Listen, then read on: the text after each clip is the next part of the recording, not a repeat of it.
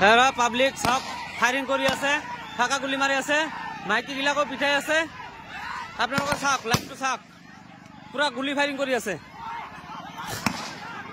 মাৰি আছে, পাব্লিক বিলাক মাৰি আছে। চাওক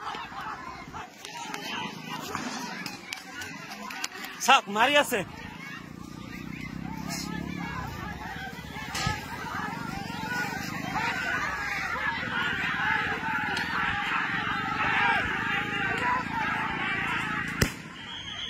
চাওক কেনেকৈ মাৰি আছে আমাক।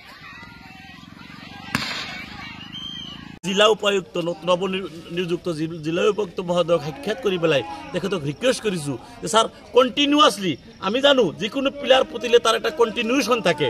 1 নম্বৰ পিলাৰটো য'ত আছে তাৰ লগতো নিশ্চয় সংলগ্ন থাকিব লাগিব, এটা মিল থাকিব লাগিব। 7 নম্বৰ পিলাৰ আৰু আপোনাৰ 52 নম্বৰ পিলাৰ। তেখেতে কৈছে যে মই নতুন জইন কৰিছোঁ, আমি বস্তুখিনি চাম, চাই পেলাই তাৰে জাষ্টিফিকেশ্যন দিম। আজি হোৱা পাৰ্টিতে থকা অৱস্থাত বিভিন্ন বিষয়াসকল ঊৰ্ধ্বতম কৰ্তৃপক্ষ হোৱা পাৰ্টিতে থকা অৱস্থাত ৰাতিপুৱা 8 বজাৰ পৰাই এই জগদীশ বৰ্মনৰ নেতৃত্বত আচুডুবিত যি উৎপীড়ন অত্যাচাৰ আৰম্ভ কৰিছে, অৱশেষত মানুহখিনিক উত্তেজিত কৰিলে। তেওঁ যে 13 তাৰিখৰ পৰা কৈ আছে তহঁতক গুলিয়াই মাৰিম, তেওঁ গুলিয়াই মৰাৰ স্কোপটো পোৱা নাছিলে।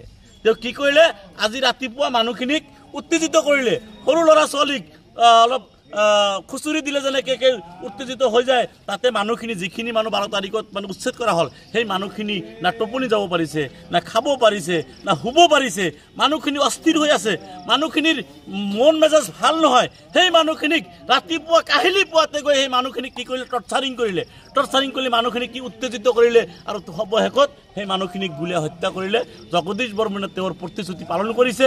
আমি অসম চৰকাৰ, অসমৰ আৰক্ষী বিভাগ, গোৱালপাৰা জিলা আৰক্ষী অধীক্ষক মহোদয়, গোৱালপাৰা জিলাৰ উপায়ুক্ত মহোদয়ক আমি আহ্বান জনাইছোঁ, দাবী জনাইছোঁ, অতি সোনকালে জগদীশ বৰ্মনক গ্ৰেপ্তাৰ কৰিব লাগে। নহ'লে শান্তিকামী জনতা, আমি গোৱালপাৰা জিলাখন জিলাবাসী শান্তিকামী মানুহ, আমি গোৱালপাৰা জিলাৰ মানুহ কেতিয়াও অশান্তি নিবিচাৰোঁ। যিকোনো দেশৰ যিকোনো পৰিৱেশ পৰিস্থিতিৰ সময়তো আমি কিন্তু গোৱালপাৰা জিলাৰ সকলো জাতি জনগোষ্ঠীৰ মানুহ শান্তিৰে বসবাস কৰোঁ।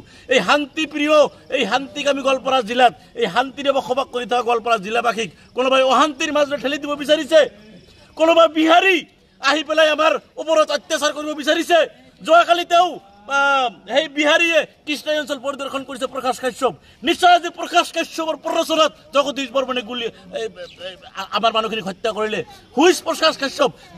তেওঁ মাটিৰ মাফিয়া। তেওঁ আমাৰ গোৱালপাৰাত বসবাস কৰা ৰাভা জনজাতীয় মানুহৰ মাটি 38 বিঘাকৈ মাটি চাৰ্কেল অফিচাৰক প্ৰভাৱিত কৰি নিজৰ নামত ৰেকৰ্ড কৰি লৈছে। সেই বিহাৰী অনামী অসমীয়া বিহাৰীয়ে আমাৰ গোৱালপাৰা জিলাখনত অশান্তিৰ পৰিৱেশ একটা সৃষ্টি কৰাৰ কাৰণে চেষ্টা কৰিছে। প্ৰকাশ কাশ্যপৰ উচ্চতনিত আজিৰ ঘটনাটো হৈছে। প্ৰকাশ কাশ্যপে যোৱাকালি কৃষ্ণাত গৈছিল।